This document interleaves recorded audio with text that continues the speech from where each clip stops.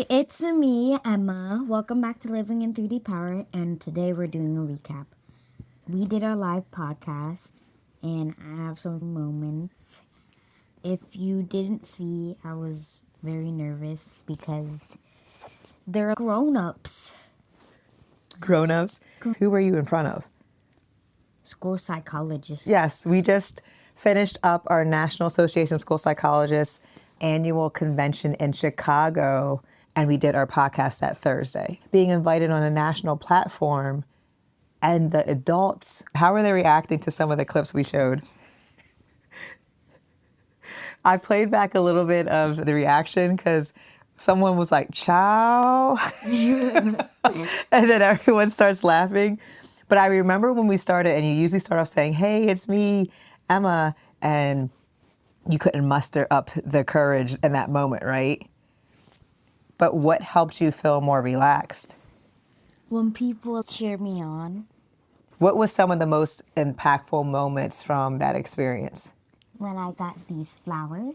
Oh, yeah. So you know what, Emma? That's one of my moments too. You probably don't remember her name, but it's Dr. Erika Wood. She's a former president of the Maryland School Psychologists Association. And we started our presidency together, so I was president in Pennsylvania. At the end, I don't think we caught it on video. I wish we would have, because I pray that it stays with me forever, because I see her walking up to you. Yeah. Not only does she walk up to you, but what did she say? Do you remember?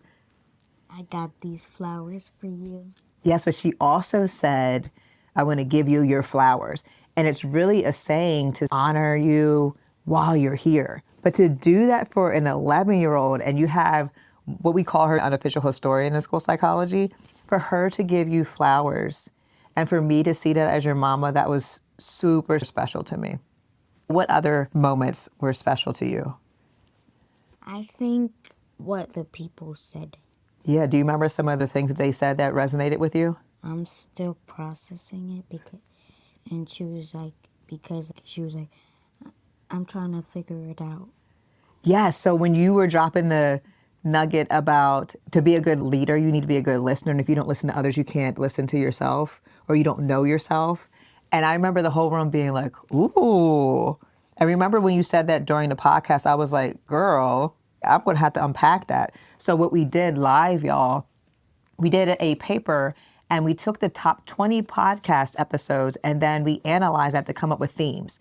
And what we were really trying to show is, one, that the wisdom doesn't just lie with adults, right? You have a lot of wisdom. We talk about that a lot. But to be in a room full of individuals that were former national presidents, former state presidents, president-elects, people that have all these letters behind their names, and to be in awe of you as school psychologists whose work is to center children, I think was so important, and I think transformative for how we think about our conferences and our conventions moving forward. How do we center you in real time and learn from you? So we got a chance in real time to show those clips, and when you said the lady was like, I'm still unpacking that, that's the work. If we can pause long enough to listen to what youth have to say, doesn't that change things? So part of the question I think I asked you was, how would it change? You change the school system if adults listened better. The kids will be happier. Happier. So what makes them sad now, you think? They don't listen to their concerns sometimes. You were bringing up something when we talked about in the research and thinking about Dr. Ty Collins' work and Dr. Kamate Heidelberg's work, and how we can have this performative nature, meaning that we'll just have the meeting and be like, okay, I heard you, thank you, next. But no changes are being made. And what we're calling people to do, especially as practitioners or school psychologists that are systems level change agents, is to be like, wait a minute, let's not be performative. That's not getting us anywhere, and it's hurting kids. Yeah. And it's stagnating or keeping us stuck so that we don't advance schools. So I'm just super, super proud of you. And when does this episode come out? It comes out Wednesday. So who flew you to Chicago? Daddy. Daddy? Did you see Daddy's reaction while we were talking? He was cheesing hard. He was going around capturing some B-roll footage, which we'll be able to show because we had some good engagement from the practitioners. So I'm excited to be able to share that with the world this Wednesday. I think it was just really awesome that you have a growing village, because one of the themes, the power of a village, and you have more people in your village. So those people that were there, they're still buzzing and talking about you. And so your village is growing and your impact is growing. And I'm just so super proud of you, because I think for what my friend said, Dr. Nicole Holland-Sims, she said, core memory unlocked. What would you like to say to the people that were in the audience? Thank you for all those chicken nugget wisdoms. And I think the chicken nugget, it started with you. You gave them an invitation to think deeper.